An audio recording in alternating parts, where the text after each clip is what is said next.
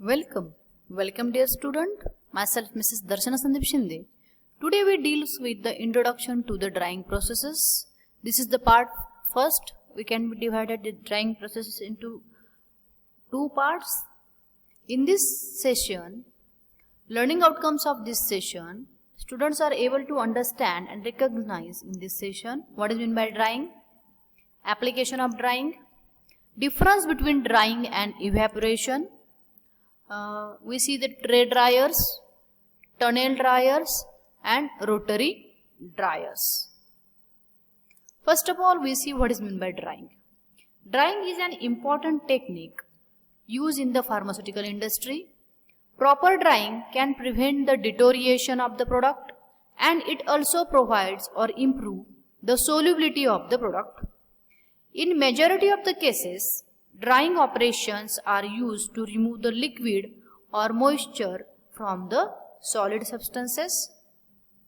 Thus, drying is defined as the final removal of the liquid from solid by vaporization with the aid of the heat. That means with the help of the heating, we can remove the liquid content from the solid. It is known as the drying. The equipment used for the drying process is known as the dryers. Then we see the application of the drying.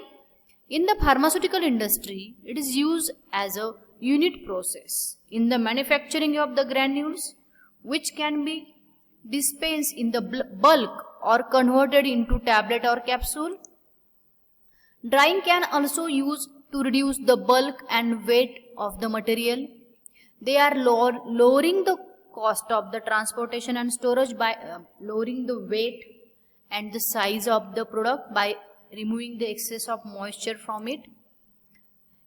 It helps in the preservation of the crude drugs of the plant from the mold growth which occur due to the presence of the moisture. Drying removes the moisture. There is no chances to develop the mold growth. That's why they preserve the crude drug. It helps in the size reduction of the crude drugs. Presence of moisture in the crude drug does not allow it to get powdered easily. If this moisture can be removed, the drug can be powdered easily. In this way it is useful in the size reduction also. Drying is also used in the processing of material. Example, preparation of the dried aluminum hydroxide, spray drying of lactose, and in the preparation of solid extract also. These are the application of the drying. Then we see what is the difference between drying and the evaporation. Drying is the process main operation usually carried out on the solid materials. Drying can be carried on powder or powder products. Evaporation. In evaporation process, the main operation usually carried out on the liquid materials, example solution and its products. Drying in most of the cases mean the removal of the relatively small amount of water from the solid.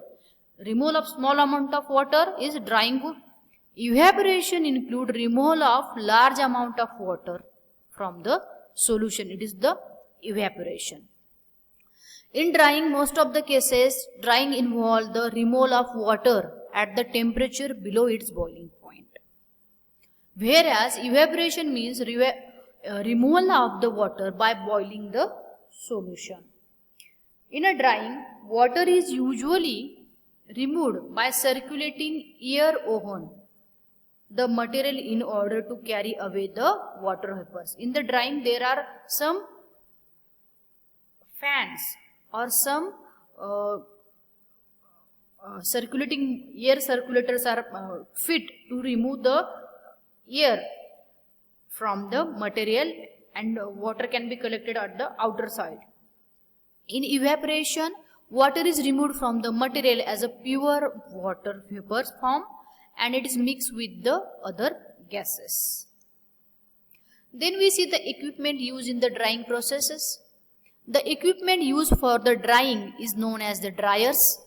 Following are the some of the different types of the dryers commonly used in the pharmaceutical industry are the tray dryer, tunnel dryer, rotary dryer, fluidized bed dryer, vacuum dryer, freeze dryer, etc. Today we deal only the tray dryer, rotary dryer, and tunnel dryer. First of all, we see the tray dryer.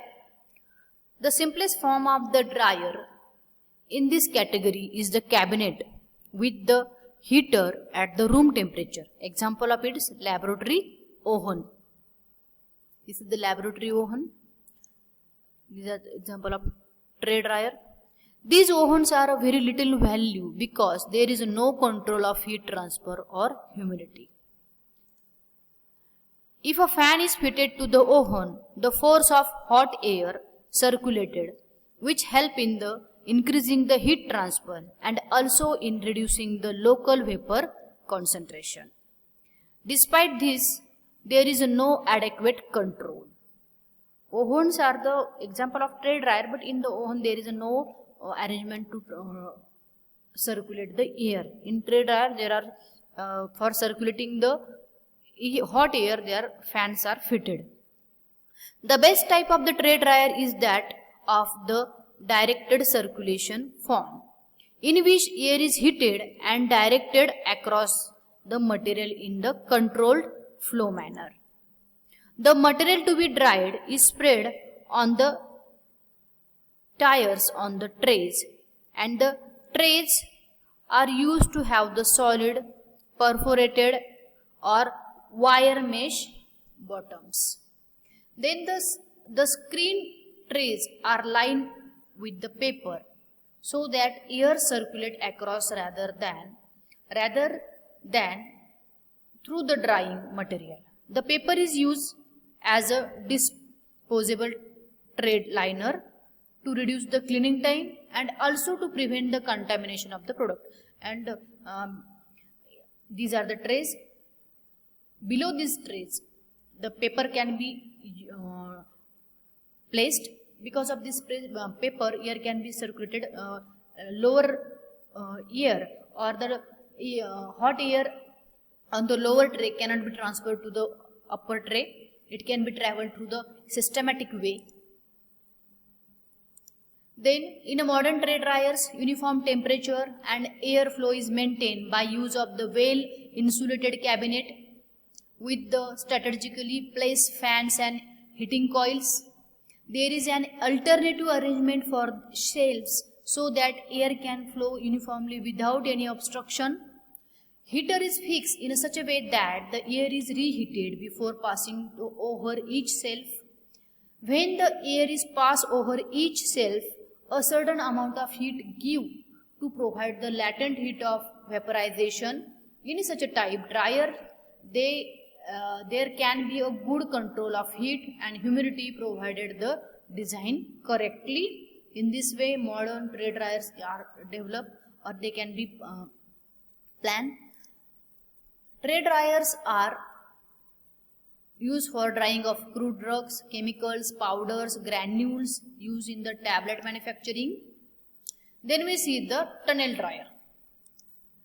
A tunnel dryer is a modification of the tray dryer in which oven is replaced by a tunnel which receive a damp material at one end and discharge the dried product at the other end. It may be operated batchwise or continuously. The tunnel dryer can be any size. The movement of the solid material can be effected by the placing it on the tray or rails at the suitable intervals. Tray may be pushed into the inlet which displays the tray from the dry end. The conveyor belt, this type of the conveyor belt are used, and this type of the products can be placed on the trays, and this conveyor belt is traveling along this path, and here are some heaters can be placed by which vaporization can be carried out and vapors can be collected, because there are some fans are placed into the, this tunnel dryer. The conveyor belt system can also use to pass to the material through the tunnel. Then we see the rotary dryers. Rotary dryer is a most modified form of the tunnel dryer in which the material is passed through the rotating cylinder. then counter current to steam of the heated air. It consists of a cylindrical shell about laminar length, which is mounted on the slight slope.